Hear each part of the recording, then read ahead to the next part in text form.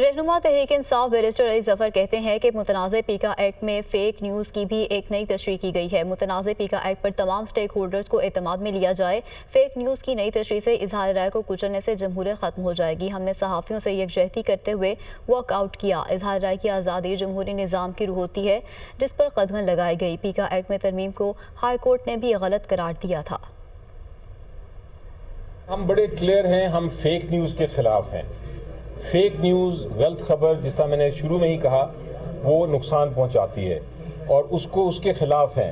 ہم اس کی ریگولیشن کے بھی حق میں ہیں۔ اس ترمیم پہ بات کرنا چاہتے ہیں جو لے کے آ رہی ہے حکومت، لیکن ہمیں نہیں موقع دیا گیا۔ آپ واک آؤٹ کیے، ہم آپ کے ساتھ آ کے اوپر بیٹھے۔ اظہار رائے ہونا چاہیے، اسی طرح ایک سوسائٹی جو ہے وہ آگے بڑھتی ہے۔ آپ اس کے اوپر دوبارہ ایک جوائنٹ کمیٹی بنائیں جس میں برابر کی ریپرزنٹیشن ہو، ان کی طرف سے سارے سٹیک ہولڈرز آئیں۔ یہ ہوتی ہے سٹیک ہولڈر سے بات کرنے کا نتیجہ۔ عمران خان صاحب کا پیغام بڑا واضح اور کلیئر ہے، اور وہ یہ ہے کہ کسی صورت میں ہم نے یہ ایکسیپٹ نہیں ہونے دینا۔ یہی حق کہ آپ جب استعمال کرنا چاہیں، آپ کسی کو ایسی بات کرنا چاہیں جو اس کو ناپسند ہے، وہ آپ کو جیل میں ڈال دیں۔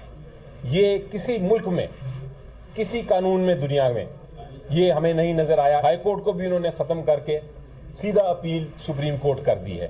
جو ٹریبیونل بنائے ہیں وہ اپنی مرضی کے بنائے ہیں، حکومت اپنی مرضی کے بنائیں گے۔ وہ جو مرضی فیصلہ حکومت کرنا چاہے وہ کر سکتی ہے۔